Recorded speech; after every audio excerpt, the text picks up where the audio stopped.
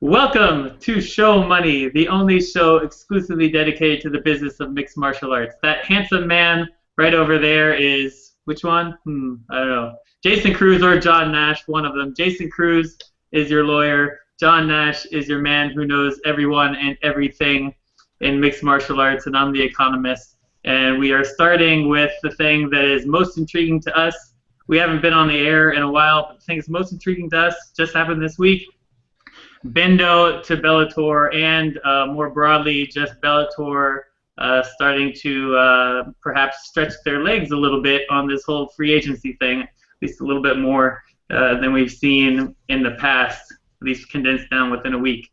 So we've got, who else was it? We have, what was the most recent one? It's Chris Lieben. Yeah, Chris Lieben, and we have, who is the other guy? The Russian guy whose name's slipping my mind, right?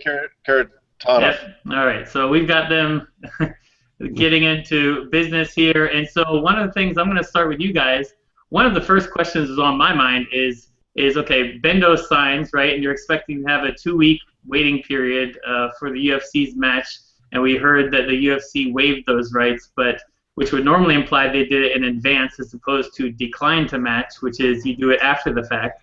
And to me, that kind of makes it's a big difference. Do they waive it in advance versus did they decline afterwards as to what sort of strategy the UFC might be using? So do you guys know anything about that, or what are your thoughts on that? What do you think they did, or have you heard anything about whether they waived in advance and said, Bendo, go do whatever you want to do, or once he got his contract, they said, no, we decline to match? Jason, you heard anything?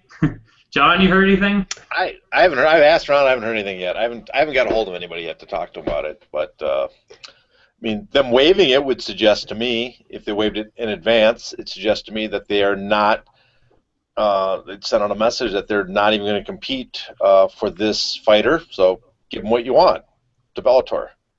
If it was after the fact, then it suggests to me that they're waiting to see if they're going to let other promotions set the price, and then they'll decide if they want to match that or not. So. Right. So it means it's a much different signal as to what it means their view of Bendo, right? Of Ben Henderson. If they were to, do you think there's any way that they waived it in advance? Personally? Yeah, either of you. Yeah. I think they may have. I mean, obviously, with his not so subtle move to lay his gloves down in November at his last fight in the UFC, kind of showed that he was going to at least try to explore free agency, and maybe he was a good soldier throughout his term with the UFC, and maybe the UFC decided just to let him go. And obviously, you saw with Dana White's comments that they at this point don't think that he's top 5 material or going to be competing for one of those championships anytime soon. So perhaps that's what they decided to do with the business decision. Yeah. The other possibility is that, and I have no way of proving this, just a theory, just a thought more throwing out there, is that if you want to send a signal to other fighters that they cannot use another promotion to increase your value to make the UFC spend more, a good message to say is that as soon as you are available to test the market with other promotions, we will not engage in any sort of bidding, any part of that process. You're going to leave the UFC, you're now completely out of our hands. We are no longer going to bid for your services, which, if the other promotion knows that too, that will greatly lower your value than what you would have got on the market, and makes it much less appealing to other fighters that want to enter the market. From the sound of it, though, the sound of the deal that Bellator offered Benson Henderson, I'm not getting it from direct sources, but what people are suggesting that he got offered, I would think that the matching clause was not waived, and that they had a right to look at it afterwards, because it sounds like he got a pretty good deal.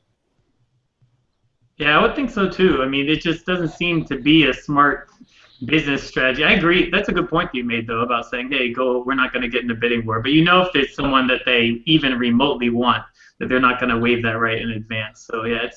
Well, I think it's someone that they really, really, really need. That person, I mean, historically, that person has never even tested the market. Yeah, they get re-signed to a fight deal. That's what Yeah, happens. yeah, yeah.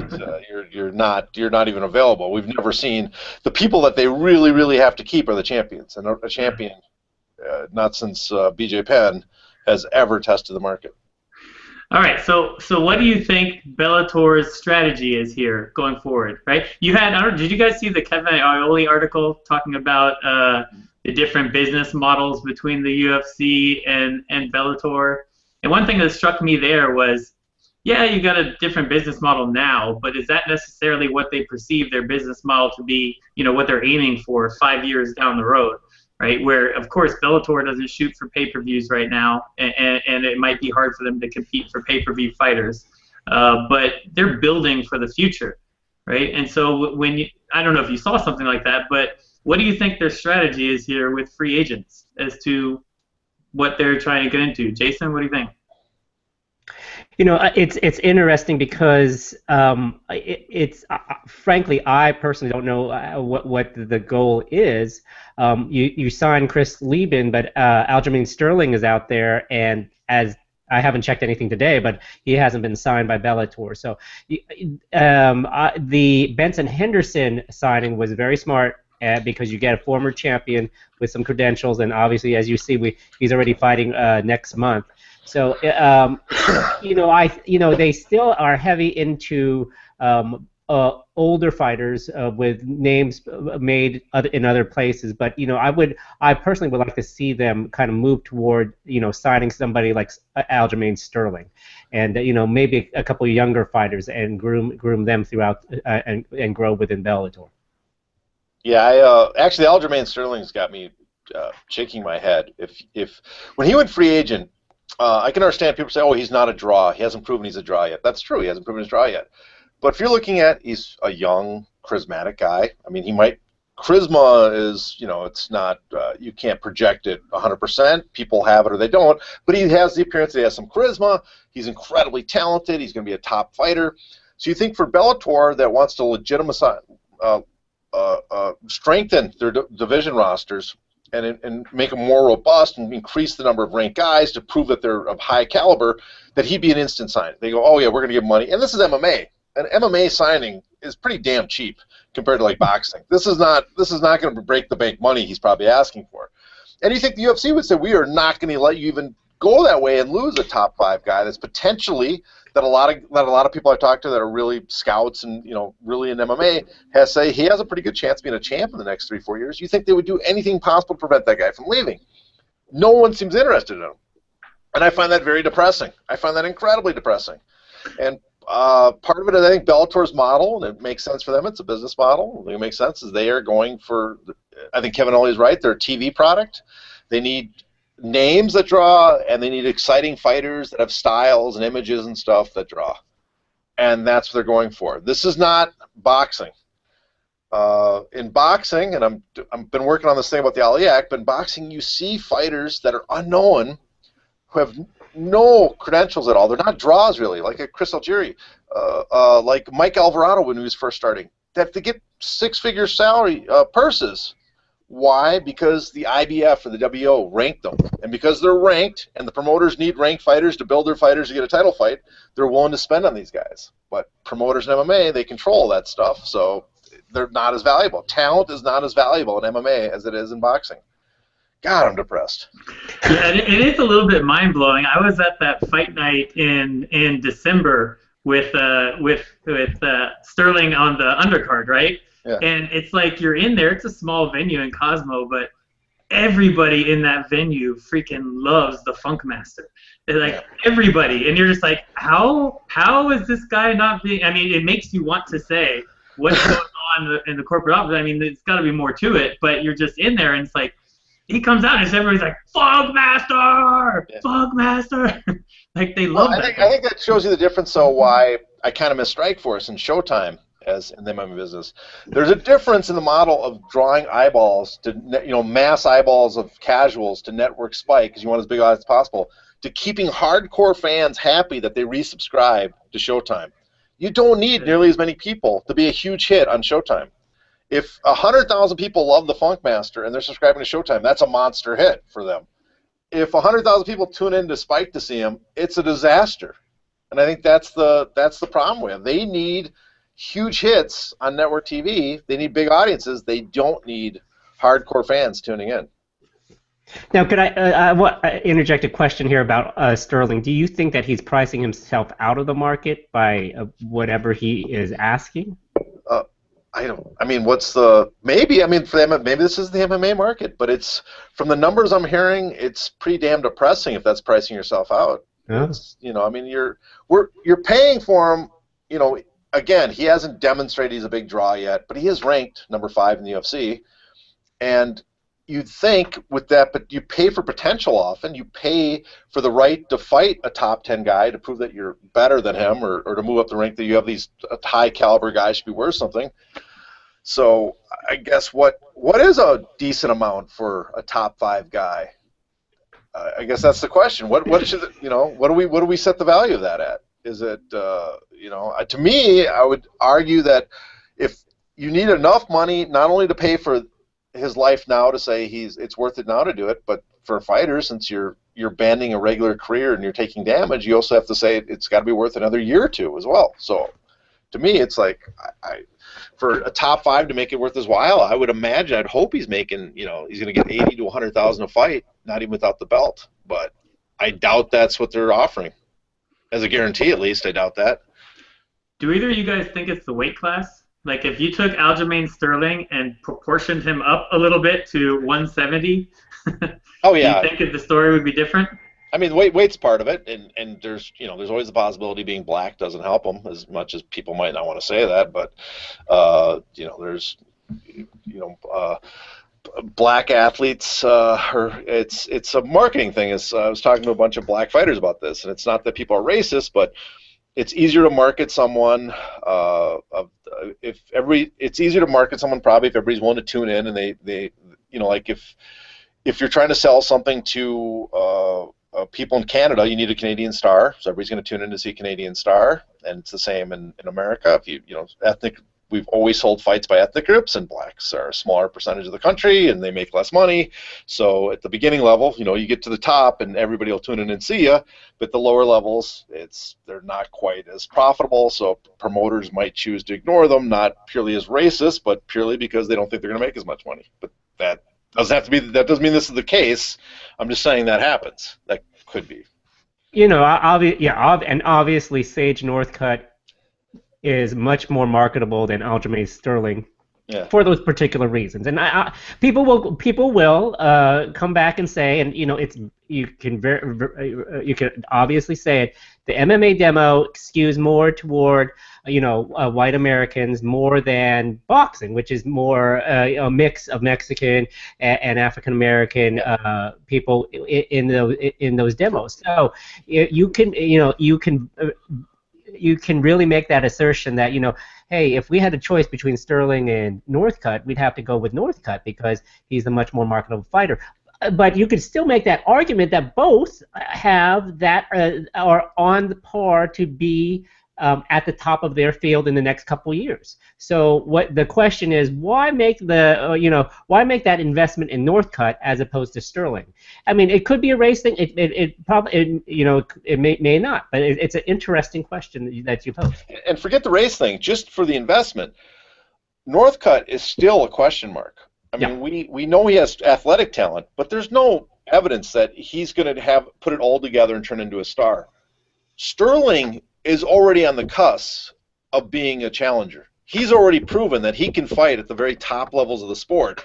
He's nothing against people ripping in Northcutt too much, but Northcutt was fighting guys ranked around 200 on Fight Matrix, during his fights. Sterling is fighting guys in the top 10 and finishing them. We already know that Sterling's a proven commodity. We don't know if he's a championship caliber commodity, but he's a proven commodity. And you think being a proven commodity would be worth something, but it's apparently not. No, I agree. That's why I'd love to just sneak into UFC and see what metrics the analytics guy in me, what metrics they're following. I feel like it's got to be something about eyeballs that they're looking at. But they're following the TV metrics, the social media metrics. What are they seeing about Aljamain Sterling that not only they don't like, but we know that when Sage Northcutt fights, the numbers are probably going on fire, right? So I just wish I could see what it is that they're looking at about him. Maybe it's the Because gold we all chain. know Maybe everybody maybe they don't like the gold chain. that gold chain is awesome. It is dope. It is For good. I love for it. people who grew up in like what the 80s with Run DMC and all that, how can you not love that? He needs to put a big clock on it.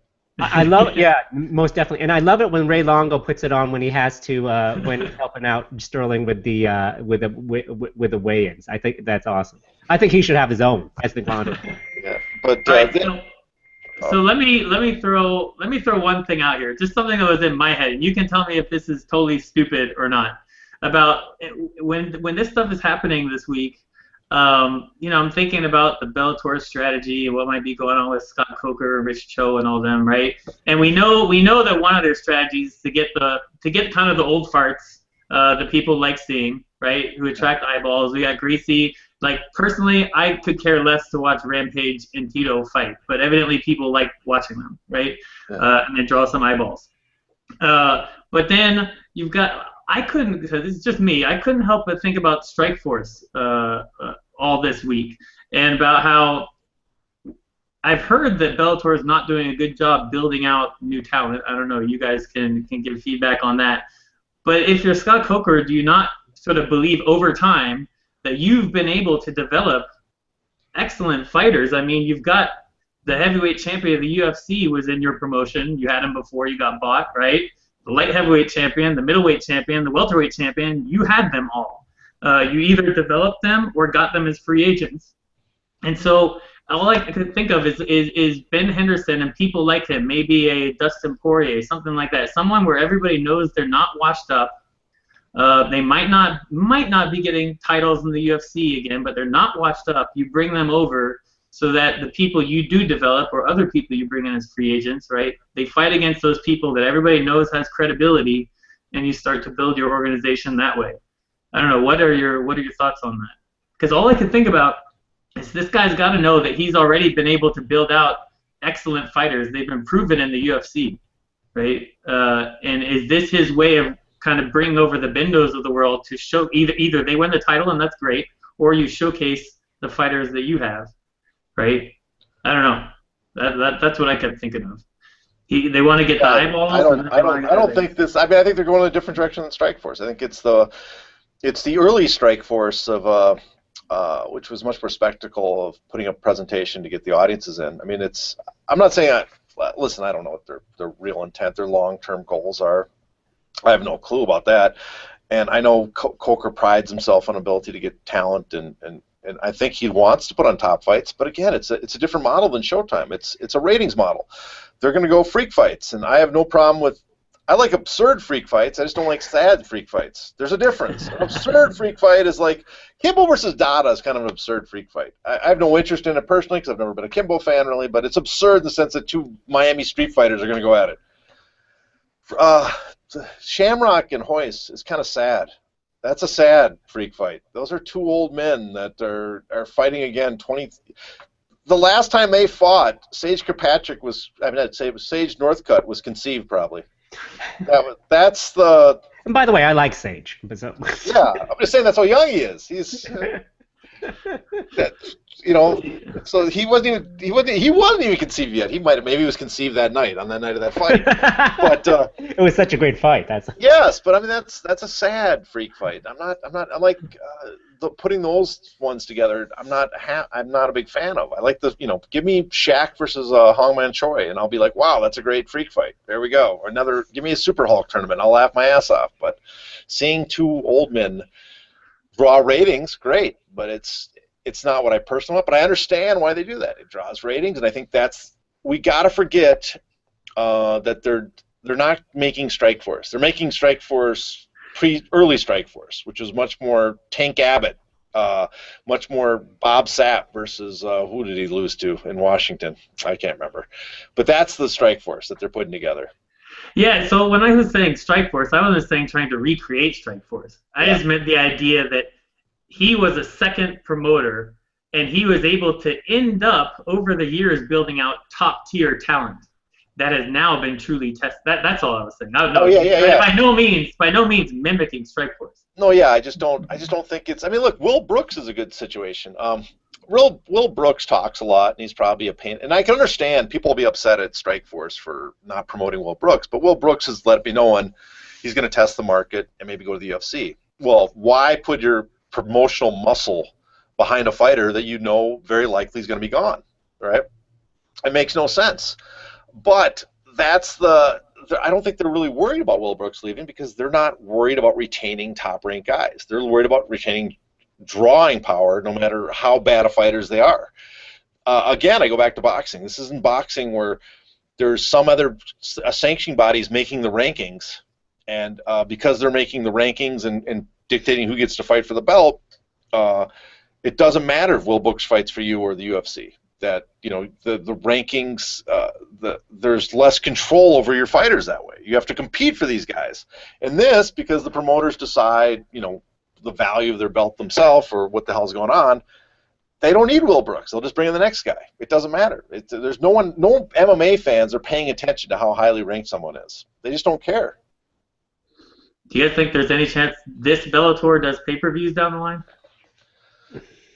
We know the old one was going to do them, right? I think if they want to compete for the really top guys, they'll have to. But I don't know if they're really going to go that direction. And so I'm just not convinced. I'm just not. I don't see Scott Coker as a just live with this Bellator model of eyeballs on Spike only. That's just me. I don't know. I do think that they'll go to pay-per-view, not this year, but I think it'll eventually happen, and I think that it'll be. After they secure a couple more key signings, they have to get some notable people on if they're going to do a pay-per-view. I mean, they can't draw 100,000 again. They need to get, if they're going to go on pay-per-view, they're going to have to go big with whatever super fight they're going to do. They're going to do a big fight. You could promote it. You could promote it. All the time on Spike.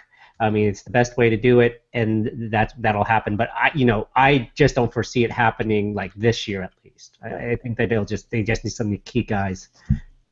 And one thing I should say, as much as I've just ripped into Bellator for putting on freak fights, is all my complaints don't matter. There've been, by all accounts, people think they're failing. They had a really good year last year for them compared to what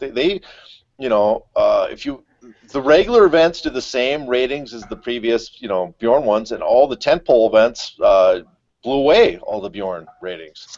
Their gates are much bigger than they've ever been.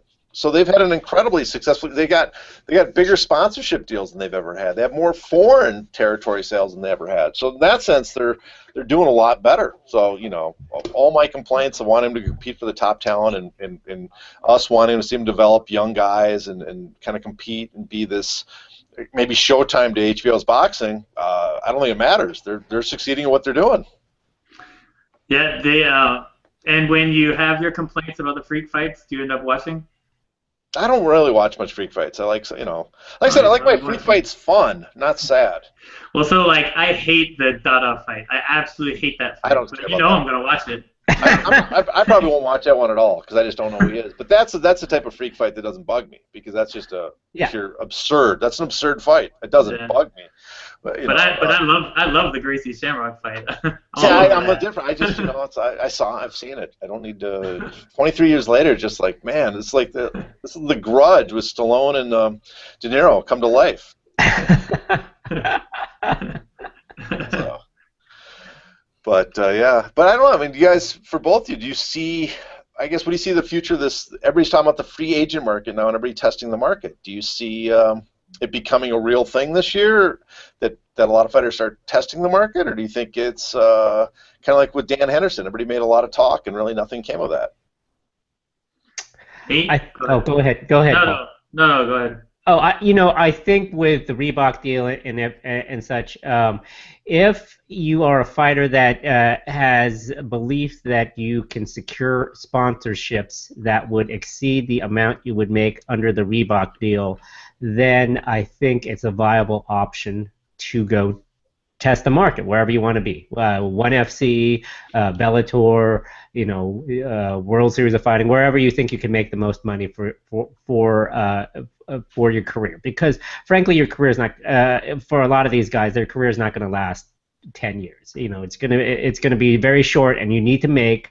I mean, if I was an agent or a manager, I would tell them you need to make as much money as you can in as little time as you can. That's simple put. It's a fierce sport where your head gets bashed in, and that's what I would think, and I would hope that a lot of these guys are thinking about. I know that the UFC, it's great, and they pride on loyalty, and they do all these things, and you get Reebok stuff on fight week and stuff. But I think if you are a business person and you value your value your body, you would want to strongly consider free agency. Yeah, no, the Reebok deal is definitely bringing that to light. And in economic terms, it's doing exactly what it's supposed to be doing. If they offered people a really good deal where they don't want to leave, then they don't leave. If people think that the Reebok deal lowballed them, then they should be, motivated towards more leaving. So in that sense, it's kind of the market's playing out how it should. But to me, it also just seems like the industry is developing a little bit more. People are getting more sophisticated. I don't know if bad managers are getting weeded out or if managers are adapting. It feels like people are less scared of the UFC a little bit now with the FTC thing and the antitrust thing. And well, I don't know how many people even watch this, but people like us and other media people keep harping on free agency. It's hard to complain about your pay if you're not using your restricted free agency rights, right? It just feels like that information is getting pushed out there more, and then you've got the Reebok push. Then you've got the fact that people don't seem to be as scared of the UFC as they used to be, and perhaps the sport is a little bit more mature than it used to be. All those factors seem to weigh into people exploring the rights more. And if there are any fighters listening, which maybe there aren't, I don't know, keep doing it. Keep fighting? Terrible advice. Terrible advice. Get another job. Keep trying to realize, look, my big thing is always look at other sports. I don't think the basic structure of a lot of sports is that different. And it's hard when to complain about your pay when you're not even using your right as a restricted free agent. I'm gonna talk to fighters right now out there, the two that might be watching, because our audience, actually I do know we do have a lot of managers and people in the business that watch it. So at least they were. They probably forgot the show's even on the air anymore since we waited so long. But any fighters watching, as much as everybody says you should test the market, and I believe you should probably test the market in most cases, you do have to make an analysis. And the thing is looking at Aljamain Sterling, what's going on, you have to weigh, do you think Bellator is going to bid for you, or anybody else is going to bid for you just based on your skill level? So even if you're a highly ranked fighter, if you're not a draw, this is not like, again, a harp on boxing. This isn't boxing, where there's a limited amount of ranked IBF or WO boxers that the promoters have no control over where they're positioned on the ranking system and who gets well, they do have control. It's all corrupt, but there's less control over the rankings, less control over who's going to fight for a title. You have a value that they can't dictate. In MMA, that doesn't exist. So if you're a fighter coming up that might be highly ranked or has a lot of potential, and you think you deserve more, I honestly don't know if you're going to get a lot more testing the free market going out there, because right now I don't think Bellator is that interested just on pure talent. They want drawing power. They want eyeballs. And that's a sad thing. I find that I'm depressed that I'm telling people that. But your best offer might be your last fight offer, right before your last fight by the UFC. Because after that, they might pull the plug, pull the carpet off from under you and say, on your way. And waive matching rights, and whatever you get is what you get. No, absolutely, yeah. And always recognize the risk. I mean, we can come up with those stories in other sports where you go out there, I'm going to test the market, Oh, crap. Well, I the difference is in this market, the MMA market is a bizarre, there's just so much less, it's been dominated by the UFC. It's less competition. It's not a robust, healthy market for the talent, the athletes. And for whatever reason, maybe the athletes just aren't as important in this sport, as sad as that is, but that might be true too. You know, it's a sport built on promotions. It's almost kind of a pro wrestling type structure. And what do you think, Jace? Before Well, we're you know, probably gonna pedal this out. I think what Bella, personally, I don't know if we could keep this on or off, but like, I personally think that Bellator's in that situation where they're going to have to produce ratings at this point. And so, how do you produce ratings? You have to produce something that people will want to watch. And yeah, I think, I mean, definitely, it's clear that Paul is gone. That you have to look at the production that Scott Coker has implemented since putting up Bellator, and it's clear that it's more spectacle, that you want to have more of that sense of, I guess, pro wrestling feel, you could say, but you want to have that sense of oh, we're watching an event here on television. And so it's much more than like if you were to just like watch, one of these other, like a World Series of Fighting, where it's, maybe you got two guys that are up and coming, but there's nothing cool about it, or nothing that's, nothing that can really, produce any kind of interest. But what's up, Paul? We're just I'm just spouting off on what I think is going on with Bellator. So basically, rather than produce young and up and coming fighters. I mean, I'm sure they could do that on Bellator.com with their prelim fights and just start working them up into the main card. But at this point, what they need is to tell Spike, hey, look, we're producing a rating here for you. Producing some value. I mean, their Friday Night Lights Out and promotion, which started in March, hasn't been the best. I mean, obviously, Glory got kicked off the air. PBC, which we'll talk about pretty soon, hasn't produced any ratings of renown on Spike, and so Bellator is kind of that.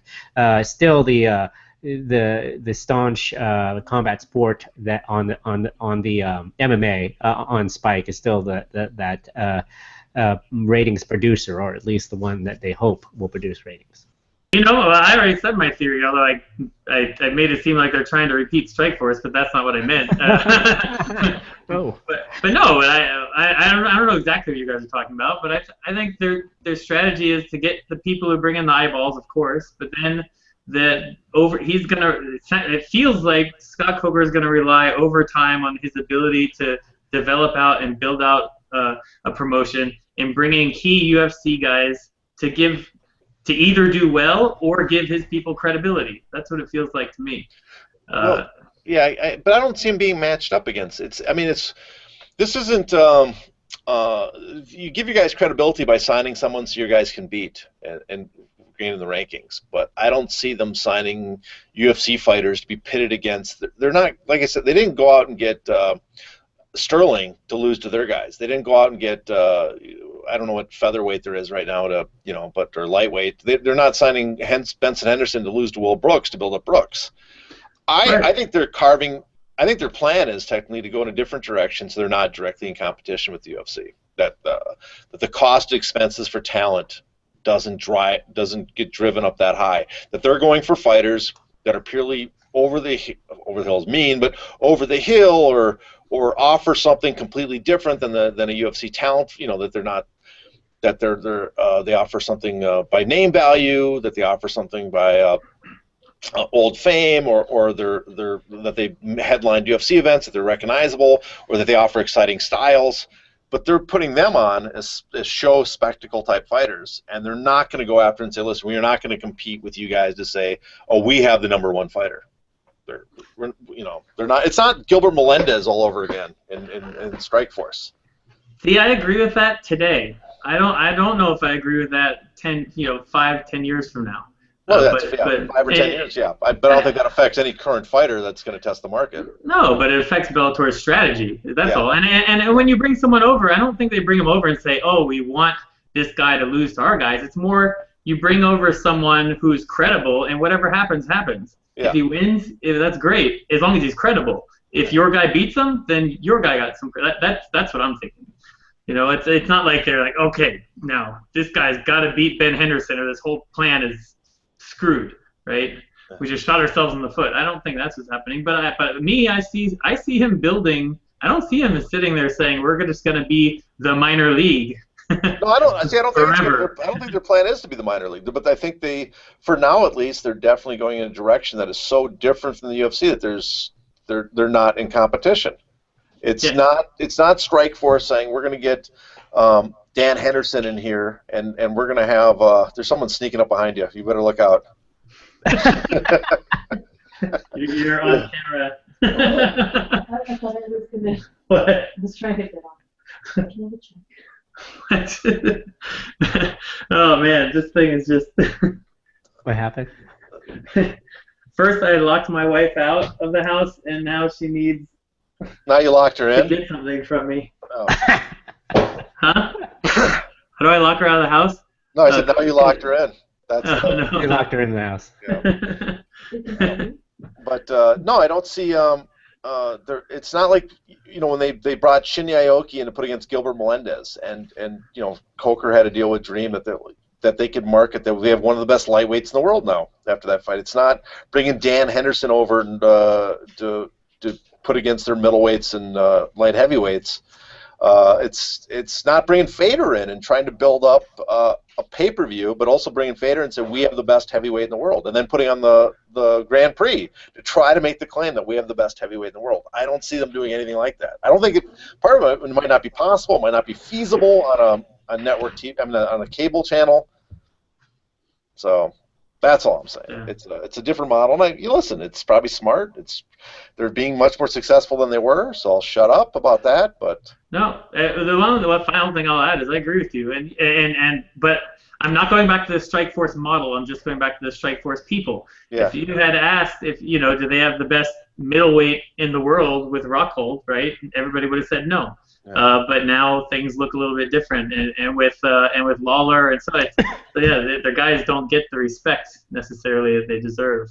yeah. Well, that's an issue with MMA total, that no one outside of the UFC gets. WC had that problem. In hindsight, we look back at Strikeforce and no one recognized. No one recognized the talent. I remember people telling me that Luke Bisping was going to curb stomp Luke Rockhold. Where are you people now? Huh? That was probably an email from Bisping just with a fake name. No, well, yeah. I remember arguing with people in the comments about that, and I thought Luke Rockhold was such an athlete that he would kill Bisping.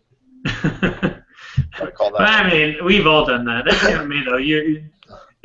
Show me someone who hasn't been so confident in some fighder and then just been totally. Well, yeah, but this was confidence in the. This was the old idea that the UFC is the major leagues and whoever out is in the minor leagues. Yeah. And the UFC does dominate the best. I'm not going to argue they have the best talent, but people are unwilling to recognize top talent outside the UFC, and I think that's part of Bellator's plan. Is we're not going to compete and try to pretend. We're not trying to convince people we have the number one. We're just going to get the fun, exciting fights. Or the fights you want to see with, Lieben versus Koscheck or something, or Daly versus Koscheck. That's a fight that'll draw eyeballs. And so we'll put that on instead of trying to get Benson Henderson versus Will Brooks. Yeah, forgot to add. I have no desire to watch Josh Koscheck fight either. But oh well. Yeah, but he'll draw eyeballs. Would you guys like Lieben versus Koscheck? Would you like it? It's one of those sad fights, I think. Yes, John was. Chris Lieben really should. It is sad, yeah. It's not absurd. It's sad. That's. I know. Last night I was expecting. We're filming this on Saturday, and so I was the announcement on Inside MMA. I was like, ooh, what's it gonna be? It's kind of a letdown. Puds versus Minimal Man. That's absurd. This is sad. Anyways, we should go on. Let's go to PBC, maybe. Yeah, let's do that. That's an interesting one. Yes, if people aren't paying attention. If people out there who don't follow boxing, which is probably most people watching this, but boxing, there's a promotion, an organization. They're not a promotion, an organization called Premier Boxing Champions. Champions. Yeah, thank you. Gosh, forgot for the name for a second. Premier Boxing Champions, ran by Al Heyman, who's I guess now a manager. Now they're saying he's a manager. I guess. I think he's officially a manager. He's officially a manager now. Before he wasn't. He was an advisor. And they started their own organization. God, it gets so confusing in boxing right now with this PBC. They started their own organization with a ton of money from a hedge fund named Waddell and Reed. a huge amount of investment. I guess the original investment was market value at what, 485 million, 435, in the 500 million range, 4 to 500 million range. The numbers, real quick. The numbers I have are 520 million. 520 million. Yeah. They started with, and they burned through tons of money buying time on Spike, on NBC. Well, Spike, I guess, paid some of it maybe, but NBC, network TV, cable, in fact, they're on more channels than they're not on. So you turn your channel on, they might be on somewhere. They bought tons of time buys on TV, paid tons on purses for a huge roster of boxers, and they've been burning through millions, and now at the end of the first year of operation, their value, not the money they actually spent, but their value is what? 82. 82 million they have left in value. Now, and to give credit, Wait, what did they start on again? The guy who was really putting this out there was the guy on Reddit who I can't remember off the top of my head right now, but that's where a lot of the credit goes for looking at this first. Yeah, I went back and then went to all the public filings and got all the information to look at, because he did 2 quarters, I think. Yeah. But yeah, sorry, that guy who's Jim something, I think, his name I can't remember off the top of my head. But yeah, but although actually, then I went back and looked at the complaint, and they kind of already had it mentioned in there in like the summer of last year. I'll just read it to you. Heyman and his companies are operating at a significant short-term loss that is estimated to be in the hundreds of millions of dollars. So they were already talking about it in the complaint over the summer. Well, the thing I heard, and I mean, before, people told me that their plan was to spend 100 to 200 million. 200 million, I think, in the first 2 years was their plan, to spend 200 to 300, to spend that much before they turned around and got a TV deal. But what's going on, it seems, is that hedge fund is shedding investors left and right, and so the money's dwindling much faster than even the money they're spending. Is that not the case? That is the case, and their fourth quarter earnings are down like 22% or something like that. Obviously, it's Waddell and Reed's investment firm. They're the ones that have been fronting the money for Heyman Boxing, and they've. I think you've all listened to the fourth quarter conference call, and sound pretty depressing. I don't listen to a lot of earnings calls, but it sounded pretty depressing. I mean, one of their top fund managers is retiring at the end of June, and they've gone out and said they're going to try to cut expenses. So obviously there's a lot of problems on the horizon for PBC, because Waddell and Reed is having their own issues. And so I guess what's going to happen in the world? I mean, the plan for PBC is supposedly the plan. No one ever came out and said it, but everybody seems to know what the plan was. The plan was, I guess there's 3 possible plans. They might even be all 3.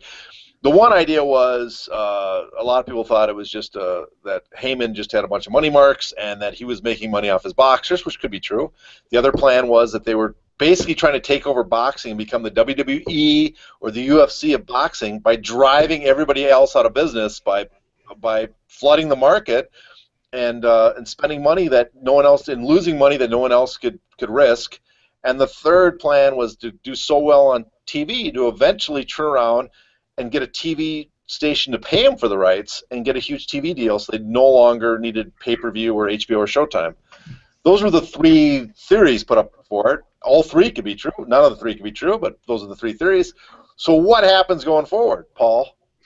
Well, actually, there's so many different levels to this. It's crazy. But let me just give people the numbers that I went and got. And again, credit to the Reddit guy for starting the thought process on this. But so what do I have? The starting numbers estimated. This is what I believe, right? 521 million. By the very beginning of 2015. It was around 431, and what we're quoting here is fair value, not necessarily cash, okay, but fair value. And then fair value to people really quick. Some people aren't going to get that. Well, when you look at the investment documents, there's a paragraph about this long explaining. Did you see it? This long explaining what fair value is. And for a lot of, when it's objective, it's pretty easy. But for a lot of these private investments, right, it's not based on a stock market. that are subjective, think of it as whatever some guy determines to be reasonable and can convince regulators of. And we have it went from 520, what was it, to 430 down to 82 at the beginning of this year, just to give the numbers. So 80%. Oh wait. Yeah, about over 80% gone in a year. Dude, and this is to me, it's shocking. I mean, okay, so we'll talk about one of your three things, the idea of predatory pricing. So we're going to price really, really low to knock people out of the market, so that when we're gone, we can charge monopoly prices, right? I mean, I haven't done a lot of predatory pricing in my life. I've studied a lot of it, right? But you're generally not supposed to burn through like a crap ton of money in your first year while waiting for your competitors to go out of business when it seems like there's no prospect that Golden Boy or Top Rank are going anywhere. They might be angry, but it doesn't look like they're going out of business. And meanwhile, you've gone through 80% in like 1 year. It's pretty impressive, to be honest with you, to go through that much money in a year's time. Well, I'd say the fair price. I think the true amount they burned through is about two. I mean, who knows? But I've heard it's around over 100 million, probably 200 million they burned through. That's still fairly impressive. Even if it's only 200 million, you've gone. You know what? The UFC's supposedly 44 million in losses. That's nothing. Screw them. This is the new standard of someone putting on the line. But so the more levels of it is, what do you guys think of the fact that it's Ryan Caldwell, right, who was the fund manager who set this up? He sets up the deal, and then he splits and he's gone, and now he's the COO at PBC, right? The COO at it's not it's either Heyman Sports or PBC or something like that. Yeah. It feels weird, does it not? It's like the guy says, "Oh, here's all this money. Now I'm not responsible for the losses because I'm leaving and I'm going over here." It's basically free money for this organization that I'm the COO of now. If things do well, that's great. If things tank, then maybe I stick with Al Heyman. Maybe I can get another job as a fund manager. I don't know. But it feels like, does that feel weird to you guys? It feels like there's an incentive thing here. He's not staying there having. Feels like the people there like, what the hell did you just do to us? I don't know. Is that even legal? To tell you the truth, that doesn't sound like it. You know what? It happens all the times in a lot of areas where you work with a client, and then all of a sudden you become you get hired by the client. So it doesn't see, but obviously there's SEC regulations, perhaps with respect to how he had Heyman Boxing in his fund. Who knows? We have those internal documents, but obviously, if you're Caldwell, you're just pointing back to Waddell and Reed, and it's like, hey, you guys signed off on these things. What I find interesting is what's going to happen to PBC. Supposedly they're trying to work on a Fox deal or some other network, but probably Fox. It sounds like right now. I don't know what it's going to pay, if it's going to make it worthwhile for them. But what's going to happen, I guess, with HBO's got to be looking pretty. I mean, they got to be happy. They've got now they have all the true stars in boxing right now signed to HBO. They're all on. They've got Cotto and Canelo and they've got basically every top-ranked guy that's drawing. Kovalev, Terrence Crawford. I mean, they got a pretty nice stable right so far. GGG, Triple G, they're going. Triple G, yep. Yeah, I mean if you were going to list the top 10 guys right now in boxing that you probably have name value, I'm sure HBO, Top Rank, and those guys have like 7 or 8 of them. Yeah. So it's it now. I guess, what does this do with the antitrust suit that's going on from Top Rank and Golden Boy? I know. It's not great evidence that this is working. Yeah.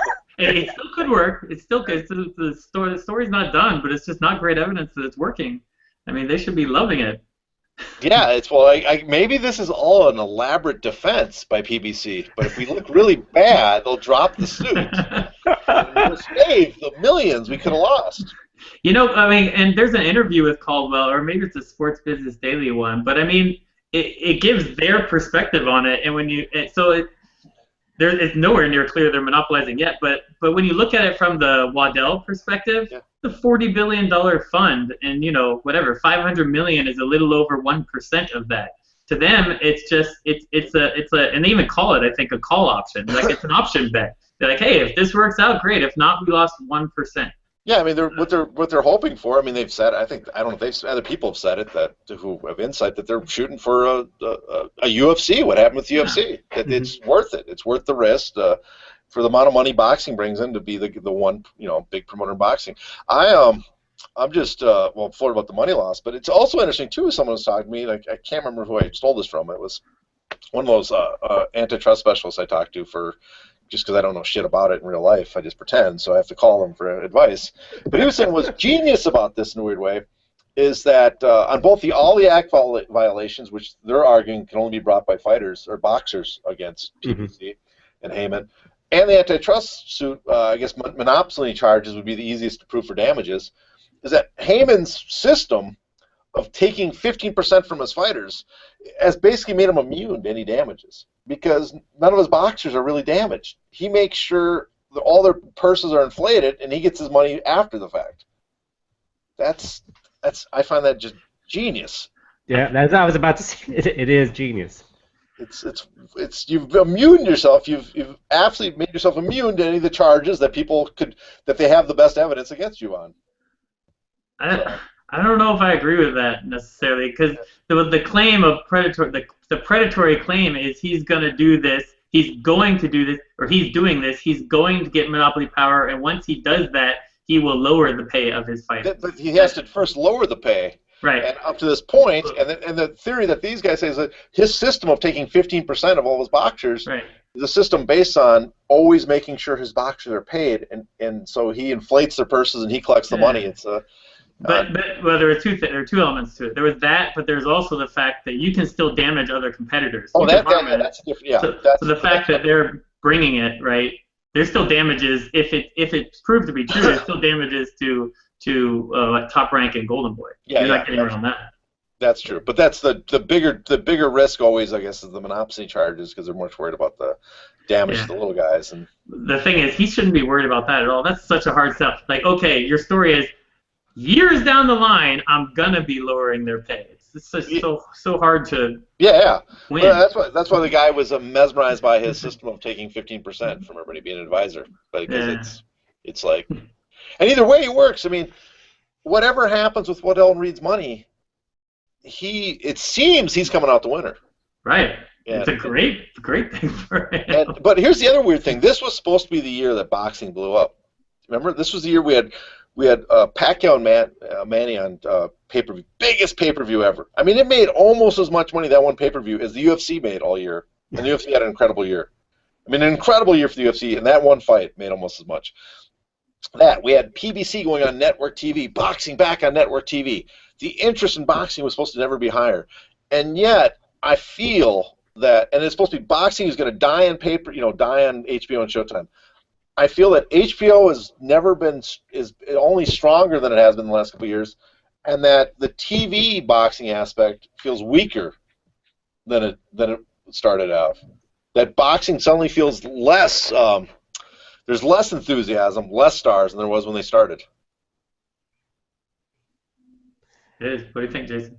Well, I think that perhaps people got I think maybe too much. We say that a lot in the UFC, but I think too much boxing on TV that really hurt. I mean, you do if you do isolate the boxing on HBO and Showtime, specifically HBO, it's had a really great year. I mean, as far as the viewership and the subscribers that view boxing have really gravitated toward that. Obviously that's really good. I do think that if you look at just specifically PBC, outside of maybe a couple PBCs on ESPN, there haven't been anything too impressive about what you see on television, about the product you see on television, outside of maybe the debuts on the NBC show. I mean, on that first Spike show was really good. And the Spike, I mean, but you just kind of, it's there. I mean, it's great, it's there, but who are these people? I think that's... I think part of that model, that way they came out and they kept jumping channels, and you didn't know, there was no sense of like, Hmm. what am I going to watch next? I mean, for the casual person, I tune into Bad Left Hook every week, so I'll say, oh yeah, there's a fight coming up, I'll watch this. But for most people, it's like, oh, it's on Spike, and now it's on ESPN, and now it's on Bounce, and now it's on the Where BT, and is Bounce? Yeah, Yeah. I mean, yeah, it's like, and So, you don't, there's no consistency of like, well, this is a major fight, but this is on Spike, but this is not as major fight, and this is on NBC, and it's all over the map. There's no sense of structure of knowing of when to tune in and where to tune in. yeah, It's how to follow guys. the channels felt random and the days felt kind of random. You're just like, oh, is it PBC today? And Oh, forget about some of where is the, it? I mean, yeah, some of the weak matchmaking. You have all the best fighters, and yet some of those matchups were tuning in for, some of those guys shouldn't have been. It was not the best fights all the time. They had some, but yeah, a lot of the PBC fights were pretty weak. Garcia Guerrero was awesome. oh, you were there. How was it? Because I was sitting in the front row. Yeah, yeah. I I'm was like, wondering oh, if the we could best see you on PBC TV. ever. Oh yeah, I'm all over that on TV. No, but I agree. Other than that, where I'm biased, the debuts were great. But after that, it just, to me, it kind of became PBC. Okay, maybe this is a good matchup I care about. But it didn't. It was. I would call it underwhelming throughout the year. Great that it's free, but it was a little bit underwhelming to me. I don't know about you guys. Yeah, Saturday afternoon boxing was pretty awesome. I got to admit, just sitting on my couch eating chips. That's pretty good. I'm interested to see what happens if we call this $80 million cash, which we're not calling it, but if you think of it as cash, and if you think of it as they're on pace to run out very quickly, do you guys think any? We're assuming that's an assumption, right? But do you guys think any other investors are re-upping with them, or what do you think happens? I think they're hoping for a Fox or some network TV deal this year to keep going, and they're hoping it's big enough that it's worthwhile. I think that's their shoot. They're going. I mean, they're according to the plan, they're probably going too soon. They probably wanted to build up really strong ratings and come in 2 years later and get a better than UFC. I mean, I know they were shooting for a better than UFC deal. They were shooting for 200, 300 million a year TV deal, but I don't think the ratings show it. I don't think their position shows it, and I also don't think the sports TV climate shows it right now. Although, who knows? Maybe ESPN would be happy to get them, because ESPN is probably sitting around going, "Man, we spent way too much on stick and ball sports, and let's go for a cheaper sport like boxing. Something like PBC." They might be thinking about it, but I think that their plan has not turned out the way they planned it. I agree. It doesn't seem like the mass domination as described in the antitrust lawsuit, especially when you know that a company, all the people bidding know that your finances are getting pretty shaky, and they know that that affects your ability to sort of hold out for a better deal. You know what's shaky? When they're letting Amir Khan go fight Canelo. Yeah. Yeah, you know that there's maybe I'm reading between the lines, but that to me sounds like, man, we cannot meet our obligations to some of our top fighters or boxers. We've got to hook up some deals and get them on fights that pay other promotions. So that's my guess. So Yeah. we'll see. I don't know. Yeah, but they don't have a Conor McGregor. That's their problem. Which is I think that was our third segment today, right? Yes. We're going to talk about the surging cultural phenom that is Conor McGregor and his pay-per-view dynamism. And so, is that Jason? You want to get started on that one? Yeah, sure. So he is going to headline. What is this UFC that we're heading into in March? 196. Yeah, it was 197. Before that, it was UFC Fight Night 82, which was moved over from Fox 17. Yeah. So he's headlining another fight in Vegas, and one has to wonder if in Ireland they have Conor packages for Vegas, where you just fly, you get the whole deal and whatnot. But obviously, last two times out, Conor's been in Vegas. He's set records, and there's swirling, speculation that maybe one day he wants to co-promote. What he he's starting to become that big figure that the UFC wanted. but maybe he's growing much bigger than the UFC had thought. So, guys, what do you think about, I guess we could call it the Conor effect, or about McGregor and what he means to the UFC, and what perhaps his business partnership or whatnot will be with him in the future? Mr. Giff, you want to start? I don't read much into it. Here's why: because I think he's going to lose. And I think once he loses, it won't knock all the luster off of him, but it will knock a lot of that luster off. So if he keeps going and just keeps dominating everybody, and then somehow gets out of his contract, then he'd have a ton of leverage. But I mean, I think he loses to RDA, and he's still a big draw, a big name, and he still has his other belt. But once you do that, we all know, like, you get built up so much, but it's so easy that fast to be knocked back down to reality. That he'll still have a lot of power, but he won't have the power to co-promote. I do not see him, the UFC, ever co-promoting with anybody. I think they will fight that tooth and nail. And the second that he loses a lot of leverage there. And I'm just of the opinion that he'll lose a couple times. I don't think. I mean, maybe I still don't. I'm still not drinking the Kool-Aid on Conor McGregor, but. So you have the getting out of your contract part, but then also the fact that he's not going to be the pristine Conor, in my opinion, that he is right now by the time that might ever happen in the future. I don't know what. I think that's a fair guess. I mean, listen, he's got more power, more influence probably than any, at least more willing to use than any fighter in MMA in UFC history. You know, we could argue about Ronda Rousey, but she never really pushed the envelope like he did. She was more worried about using the UFC to get movie roles, but the amount of money she brought in, she easily could have probably argued for, been a big pain in the ass and asked for a ton of money. Conor, talking to people, he obviously, maybe some people inflate his friction with the UFC, but he's got some friction with, he is fighting or pushing with the management more than other fighters. In fact, I heard before UFC 189 that he was going to pull a lot of this stuff. That he was going to start talking about co-promotion, start doing. People laid out to me what he's going to do, and I thought, you're full of shit. It ain't going to happen. And then after he wins in 193, finally wins the belt, 194, I mean, he started talking, doing all the stuff they told me before. So I have to say, yeah, you guys were probably right. What you were telling me was true. He definitely wants to be a boxing-like figure and make boxing-like money. How does he do that? Well, it's going to be. I don't see how it's possible, considering the climate. I mean, I consider it possible. He's making good money. I mean, from sources that I trust, he supposedly negotiated a new deal with the UFC that's going to pay him more than any other fighter. He's going to be getting, was it 8 figures? You know. Salary, 8 figures a fight, over mid-8, I mean, not mid-8, but 8 plus a fight, which is more than anybody else, over twice as much, 3 times as much as GSP was getting.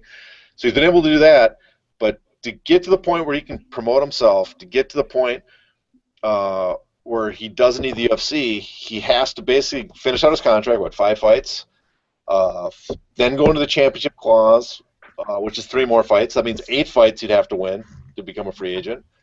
And then he'd have to be still at such a value after 8 fights that he could put on fights of his own, and then who does he fight at that point? Right now, he could walk out into Ireland and fight nobody, and they could sell out Croke Park, and he could make a fortune because he's a star.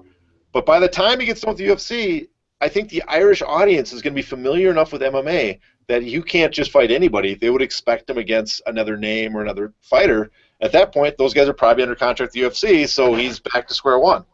That's the problem I see. So there's 2 things that I see here. I think first of all, if you're in Conor, you could just look at the 2 December and July and just say, look at how much I brought you. Look how much I brought the city of Vegas. I mean, you had all these people come in to come see me. I'm an attraction. That's what he would argue. I think what Paul talks about is very important. He could lose to RDA. And it could be bad. He could just be dominated. He could just, RDA could just throw him on the ground and just smother him. He, to a certain extent, he loses all of that leverage that he once had. Even though we don't know what March's figures say, but that he loses when you lose, you lose that luster, you lose that air of invincibility, sort of like what happened to Ronda Rousey. And so, I think from the logistic standpoint that John points out, it's just going to be a hard dynamic to ever see this guy co-promote. It just I don't really see how it can happen. Is he looking for a bigger payday where he's the top dog, highest paid ever in the UFC? I think that's definitely not out of the question. I mean, the other thing is, do you think that he'd ever ask for a portion of Zuffa as a part of his a package? I mean, that could be a definite, bargaining chip as well. Yeah. It was smart of him, genius though, for his power, for not losing his drawing power. Was very smart of him, not giving up the both belts. Yes, that was 145 belt. He loses at 155. He goes back to 145. He's still a champion. He loses now. He wins 3-4 more at 145. Guess what? People are like, well, I was young. I wasn't ready to move up. I'm ready to move up again, and I'm still a champ. He might lose a little bit of his luster, but he's going to keep a lot of it by not. In fact, if he beats RDA, man, I can almost imagine him going to welterweight. If you lose, just keep going and collecting belts. Yeah, go up to heavyweight. You have more up there.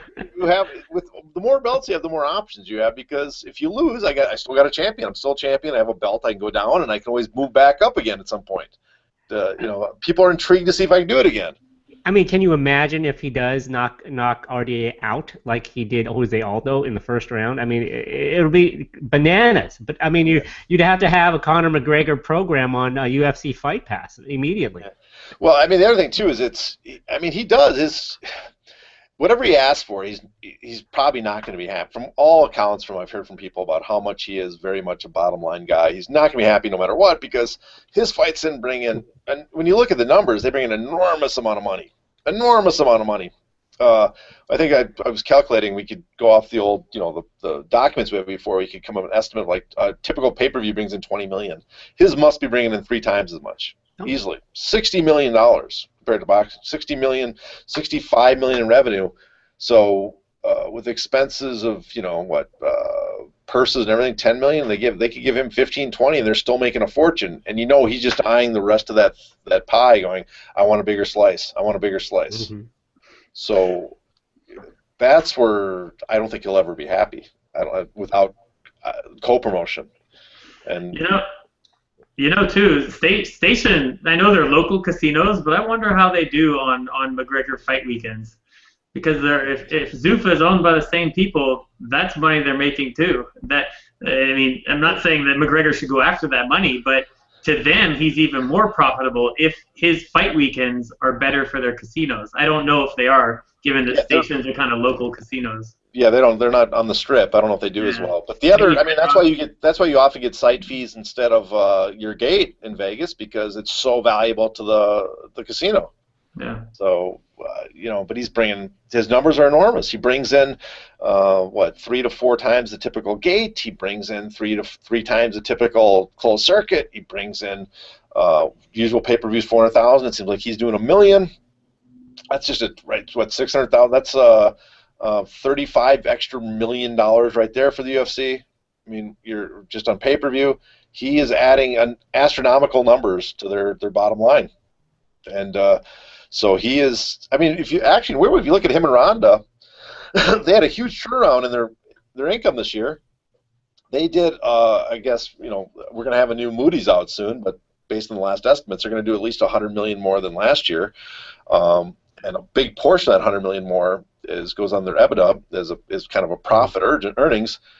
Almost all that probably came from those 4 or 5 big pay-per-views this year. Oh, yeah, they went from being a company that had small profit margins to huge profit margins because of those 4 or 5 pay-per-views. That's how important and valuable pay-per-views are to them. Yeah. And that shows you the value and importance of Conor, because when he fights, it's just printing money. And in effectively new weight classes, right? I mean, they were hardly getting anything in featherweight. And opening up new markets that weren't paying for the UFC before. Yeah. You know, so he does so much, and that's I guess the question is, you know, how do you keep him happy? And that you know, and can he really? We all have our doubts, but can he really exercise leverage like a lot of people think he is to get the amount that he wants? And I think he gets more than any other fighter, but that doesn't mean he's getting the amount that boxers get that he wants. He wants, you know, he wants what Miguel Cotto had. Yeah. Probably what Mayweather has. Yeah. You want all those passive incomes through all those streams of revenue. There's certain things with Zuffa that I get really skeptical about. The things that you know they'll fight tooth and nail against, and that's why I'm always really skeptical about Fighters Union, just because you know that those guys will fight to the death almost against it because they've shown it in Station. Yeah. And co-promotion is another one of those ones that I just feel like when you go up against Zuffa, you've got to somehow have, I mean, you've got to be like uber Conor McGregor, who's never lost, gets out of his contract, the world must see this guy. I feel like they will fight you to the death against co-promotion. That's my sense. Well, if you look a bunch against co-promotion, the Fader fight, Fader-Brock, which they fought tooth and nail, they would not give in to Fader's demands at all. And M1's demands, because Fader was under contract at M1 at the time. People forget that. Their projection supposedly was 1.8 million pay-per-views sold, and they were going to hold it at Dallas Cowboy Stadium. That's huge amount. It would have made more for them than UFC 100 did, and they had no interest in co-promotion. And this was co-promotion. The co-promotion M1 was asking for wasn't like a majority of the money or half the money or anything like that. They were asking for co-branding and the rights to own it in like Japan and Russia. That's the co-promotion they were asked for, and UFC said no damn way. Mm-hmm. So you know that I think they might co-promote with Conor, but it'll be some fake co-promotion, like, oh, Conor, we'll put your name up, and we'll get you a big cut of the revenue from the park, the stadium, and stuff like that.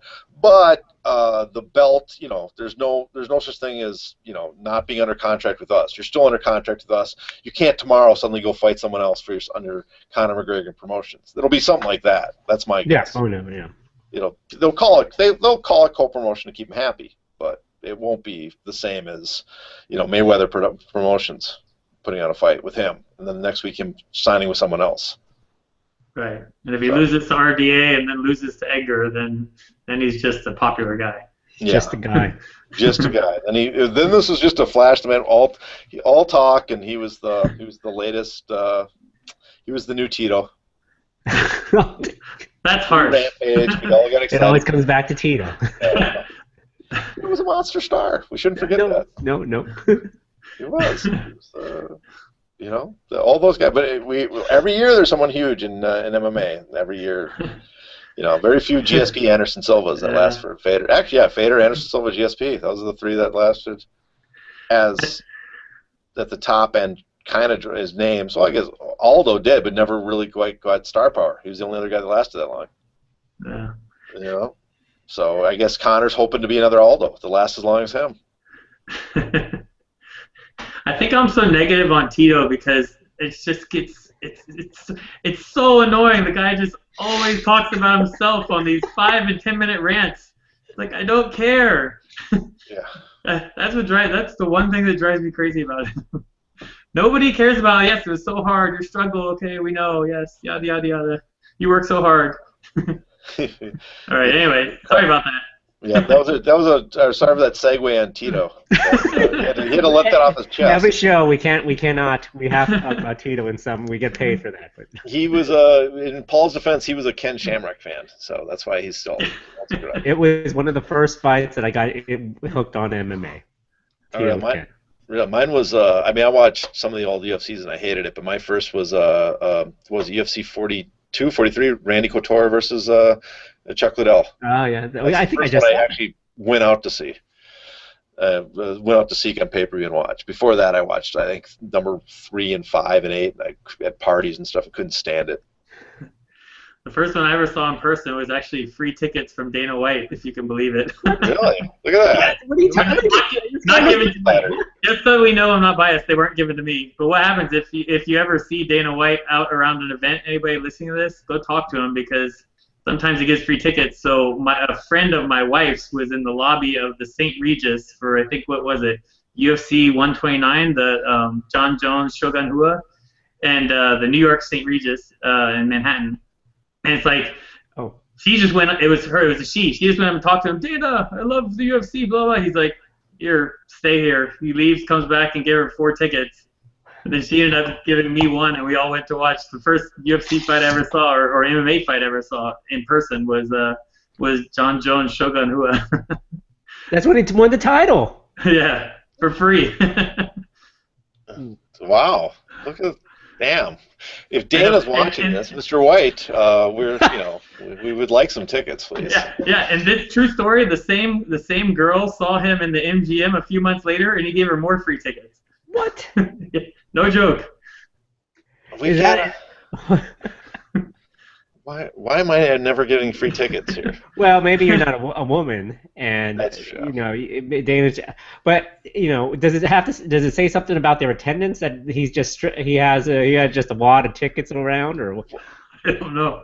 I remember he used to do that though, just to keep fans, had to track him down. It was like finding Where's Waldo, and as soon as you found him, give you tickets. They're doing it. Easter egg on. They're doing it for tonight. He would if you go to the MGM, he's giving away tickets, or he was before we started taping this. I saw that tweet. Yeah, it's a big pay-per-view tonight if people aren't paying attention. So. It was great timing for this to fall out, though. Like the one time that you actually have a free month that you can shift it to.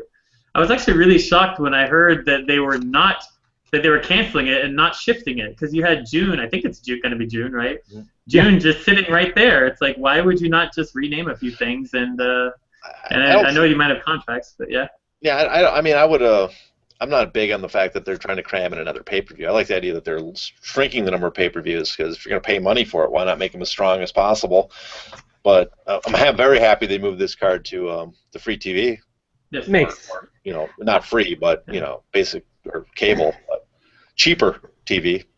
I think they've learned from 151 and I forgot the other one that they canceled, the LA show that they canceled in 2 Augusts ago, that rather than put on a crappy pay-per-view, they could try to shift it. And I think they still have to answer to their distributors, pay-per-view distributors, but I think this is a much better thing to do. Well, I also think for the pay-per-view events, I don't know if the distributors, the channels, is the big a deal. I mean, they're a big deal, but they don't want to put on a show that doesn't either. But I think the big deal is they have set contract deals with foreign channels that they're going to pay this. They have sponsorship money. They have tons of money coming in on these events from all over the world, and so they got to keep all these people happy too by these events. Yeah. So this was for people thinking I doubt the UFC's losing money. They're not going in the red on this. They're losing. They're not making as much because the license fee they're getting from Fox Sports is probably much, much smaller than what they would have got a pay-per-view. But their costs are covered by all the auxiliary revenue sources. I don't know the date yet. Do we know the date? It wouldn't surprise me if the June date was going to be of some Fox Sports thing. So you're basically taking that June Fox Sports and moving it to now, and the pay-per-view and moving it to later. I don't know. I don't know if that's what they're doing, but it wouldn't surprise me if that's what they're doing. So you're really not. It's really just a contractual hassle, but you're not missing out on that much. I don't know. It wouldn't surprise me if that's what they did. Or going to do. Yeah, make good in June. Yeah, I think that makes sense. It always strikes me as weird in MMA, UFC, I should say, not even MMA, but UFC, how it's like they find a pay-per-view date. We're gonna have a pay-per-view this date. Now, what fight are we gonna put on this pay-per-view? Yeah. That's I always found that was other strange. way around. It should be the other way around. Well, so you're like, hey, we have a great fight. That's a pay-per-view fight. Let's put that when that fight comes on. We'll put that on pay-per-view. But it's like we're gonna do a pay-per-view every month at least, and then we'll find the fights to fill it in. And it's a genius business model because people buy the pay-per-views, but it just always struck me as weird, Yeah. It's just you see this. I mean, this card, they were struggling. They were still thinking about making it a pay-per-view in the last minute. Oof. If they were they talking about Anthony Pettis versus Nate Diaz, they would have got that. It would have stayed on pay-per-view. It would have been. I mean, it wouldn't be as bad as Demetrius Johnson. Right. And I love DJ, but Yeah, there's a lot. I mean, actually it's kind of weird way. It's sad for I think some that the only metric we really use for who's a star in MMA and UFC is pay-per-view sales. People ignore like ratings and stuff usually. You're only a star to fans if you draw on pay-per-view, and that's kind of unfortunate because some guys aren't pay-per-view draws, but they're stars. I mean, if you would have put them on, if we were a boxing model or something where it was on HBO.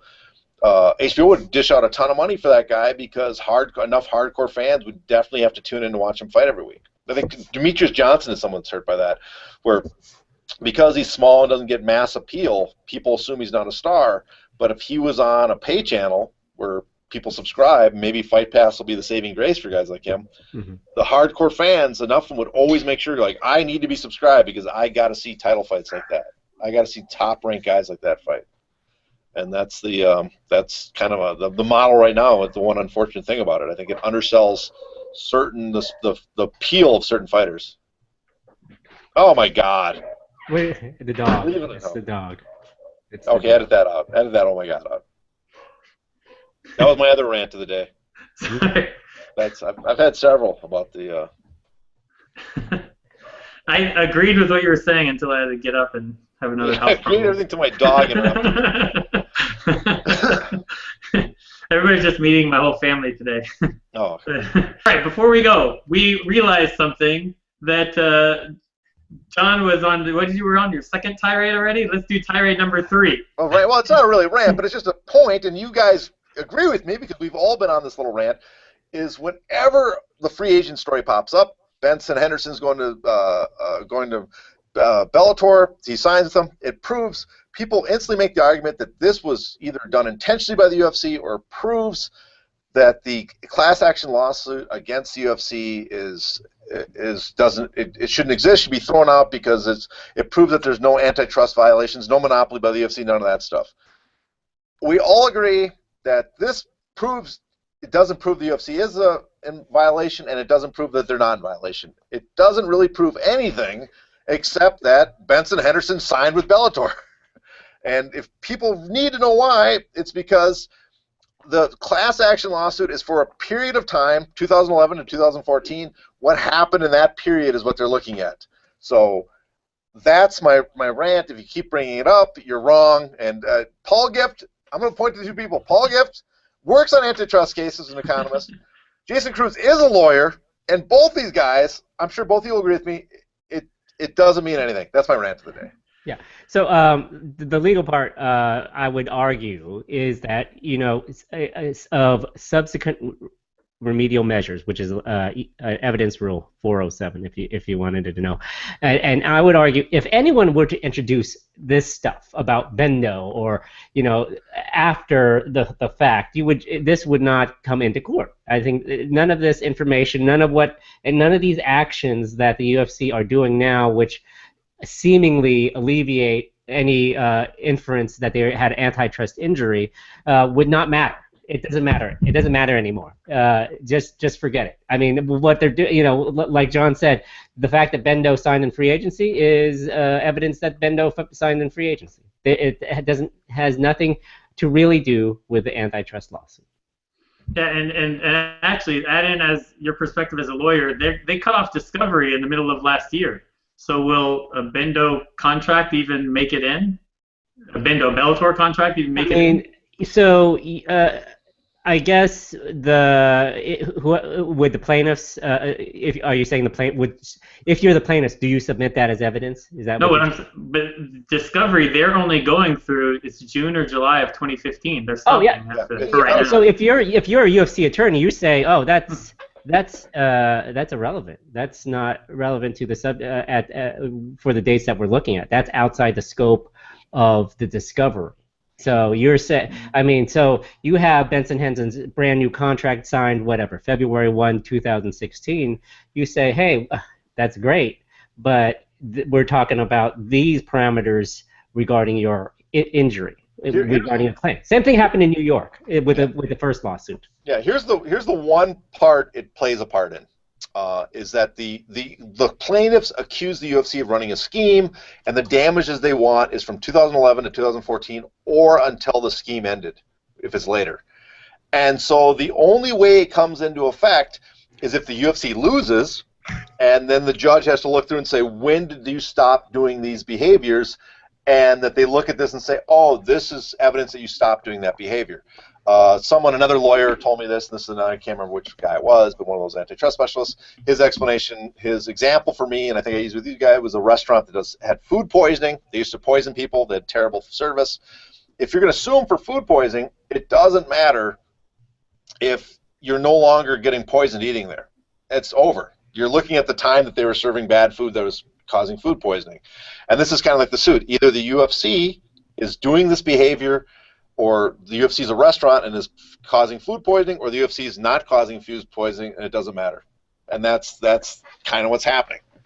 I thought that was that was for the layman like me that doesn't understand this shit. I thought that was a pretty good explanation. Say the UFC is Chipotle, and yes.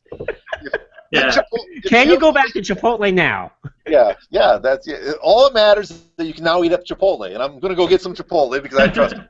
And my 2 cents on this, what I do think when people get sued, right, especially for big things like antitrust, I think of price fixing a lot on this, right? Lawsuits, they do sometimes change behavior going forward. It's like you're under a microscope now. You're being watched. So I believe that the lawsuit maybe is changing some UFC behavior, possibly, right? Just because they know they're being looked at more now. But in terms of winning or losing this case, the Bendo signing is not going to be relevant if you're looking at the past. And you're right. Well, there's a lot of managers and people have told me in the business that they think UFC is doing stuff differently because of the lawsuit.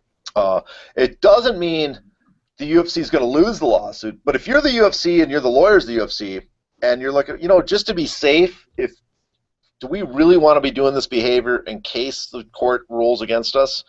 I mean, we might feel confidence that we're not violating antitrust law or violating any rules and going to lose the suit. But you're like, just to be safe, we probably shouldn't do this because this is just going to add on to the damages because it's just going to keep going past the period. So there's that theory involved, and a lot of people do think the UFC's changed their behavior because of the suit. But again, it doesn't mean one way or the other. We're not saying the UFC's going to lose or win. It doesn't prove anything either way. And you could also add in, because I don't think there's going to be any damages. I think eventually it's going to settle, right? Yeah. Assuming, there's the 2 hurdles that make the case go away. Yeah. Right, or there's a settlement probably. But also change the behavior of, this type of the behavior is the stuff that sort of led to this big, massive, costly lawsuit. If there's little tweaks we can make, then maybe we'll help avoid those in the future. Then perhaps we can do that too. Get off on another rant, though, because people keep bringing up the lawsuit. Is that the people forget that classification that has to happen is a huge hurdle, because the UFC the case could be thrown out because there are known violations, but the case could get to the point where the UFC could be committing all these violations. It doesn't matter because there is no class for the fighters to sue on behalf of, and so there's still all these steps to go. But it's people want it to be simple, and it's not. I wish it was simple, but it's not. We got a long haul. We got what next year? We won't even get to that point till next year, right? They don't even look at that till end of next year. Yep, pretty much. Yeah, we've got a bunch of bickering. Every 1 month and a half, 2 months. Yeah, we get those status reports. Those are bunch fun. of status bickering, and you got to bill somehow, Yeah, yeah. That's the other thing people are talking about. How only the lawyers are making money. The plaintiffs' lawyers aren't going to make anything unless they win. No, it's an investment. It's an investment that they have. But that's why they're gambling on a huge. Or settle. They get paid to settle. Yeah, settle. Yeah, but the settlement is a sort of a win. I mean, a settlement's some more money, but it's and the only other people winning are us 3 because we got something to talk about. Yeah. Other media guys probably don't give a shit about this. We're the only 3 that will. And people should know that actually with settlements, the lawyers will win. Yes. it's oftentimes the people who should be getting paid, right? The Mhm. fighters, all the people, Yeah. Hey, they wait a might not. second. Hey, They're the Jason's ones. going to stand up Wait a for lawyers. Let second. me stand Wait up a for second. lawyers here. Wait a second. I just settled the case. Let's. Yeah. I worked on this huge. It was the biggest antitrust case in history at the time, and involving credit cards and the retailers. Right, the lawyers got paid for the settlement. The retailers got these checks for like $1.50. That's Stuff like the like jerk. that. Remember when he won the glasses and $1.38 for Iron Balls McGee? Yeah. But James, since Jason, you're talking about, but the other possibility, and this is, I guess Jason probably knows this better than me since he did a settlement, is that if they agree to a settlement, the fighters, the plaintiffs themselves, have got to agree to that settlement, and they might not. If they don't like the settlement, they can tell their lawyers, "F you, we're not settling." And that's where it comes a kind of a butting of the heads, because when you're the attorney and you work for the clients, but at the same point you are running your own business. So you have in your head you want to work for your clients, but if that money is out there and it's right there and it's there, you can just taste that stuff. You want to give the best advice, and at the same point you're advocating for a settlement. I mean that's what I was thinking. I mean obviously if you're one. No one wants to go to trial. Let's be honest. I know. I'm sure you got those. We do. We want this to go to trial. Yeah, we want to go to trial. But if you're, I mean, like I know. I mean, I'm sure if you interviewed one of those attorneys, any of those attorneys, UFC or plaintiffs, they're going to be, we really want it. We have a great case. We want to go to trial. They don't really want to do it. They know that. They have their reputations on the line. They know that. And so if a offer is presented to the plaintiffs that the attorneys think is it's the best in the best interest of the plaintiffs, they would completely advocate for that. And obviously, the plaintiffs have to think about it. We're going after fees and costs, we're only going to get this much, or and is that worth it? Here's two things to consider. Two things to consider, which I'd be interested in you taking this, Jason. One is the plaintiffs that are left are basically the hardcore guys that are in the MMA FA guys that are really supporting it.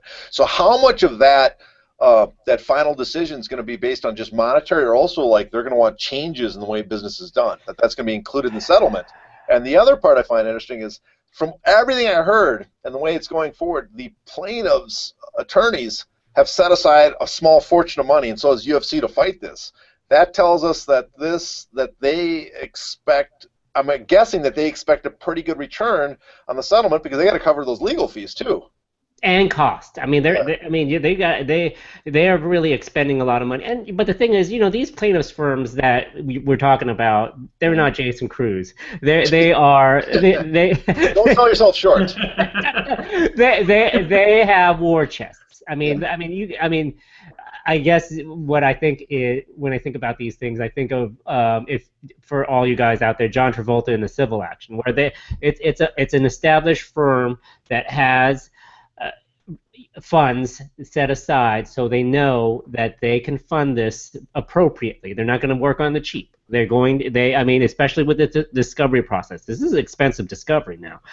So you definitely want to make sure that you have attorneys that are willing to go to bat for you.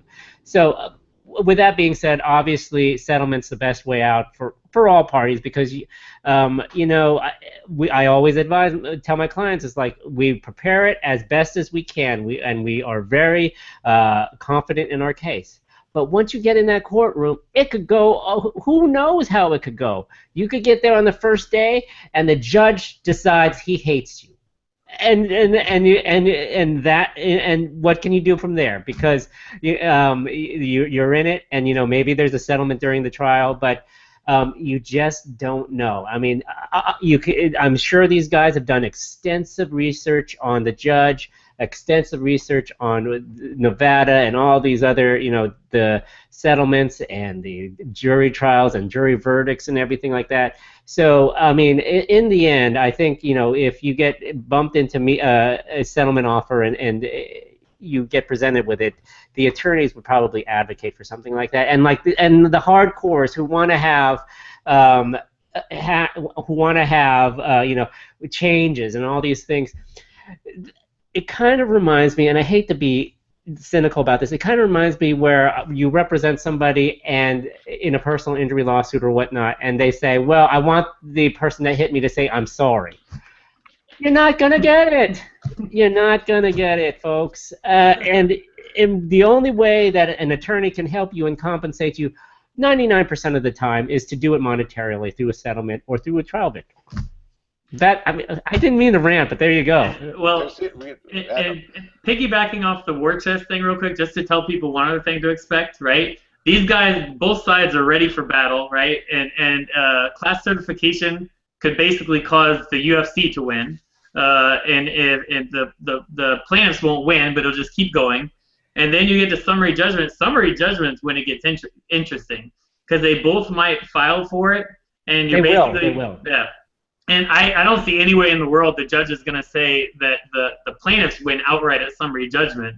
Usually it's more the defense that, okay, no reasonable juror will ever side with the plaintiffs, so we're going to go ahead and give you the case. But what to expect, actually, for like settlements is where it gets interesting is you might just win a little bit. Certain sides might win or lose a little bit in summary judgment. So the judge might say, oh, on this element, we're ruling for this, so we're going to go to trial, but only on these like one or two factors, right? And so that's where settlements get really interesting, is what happened at summary judgment, what did the judge rule on, what did he take a pass on, and when you actually go to trial, what's going to be tried. If the judge rules for the plaintiffs on 3 elements and there's only 1 element left, that's really bad for Zuffa, and expect a really good settlement for the fighters. Maybe they'll try to go to trial.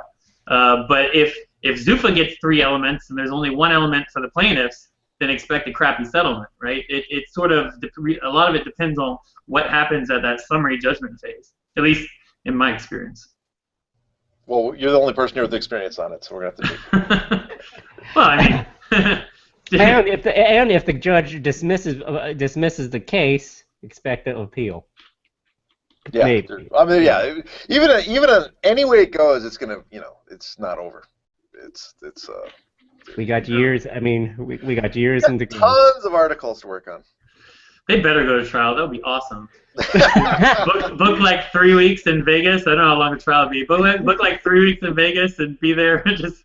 Would be demanding. We've been covering this. All of our sites demand that we be sent to cover it live. We'll do it live. Per diem.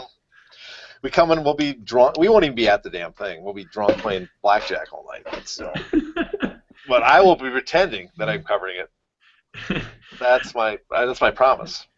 Well, that was a good episode. All right, guys. Oh, well, we didn't mean to. I mean, that was supposed to be a wrap up of like 5 minutes, and that lasted like 25. That was like the best 25, though.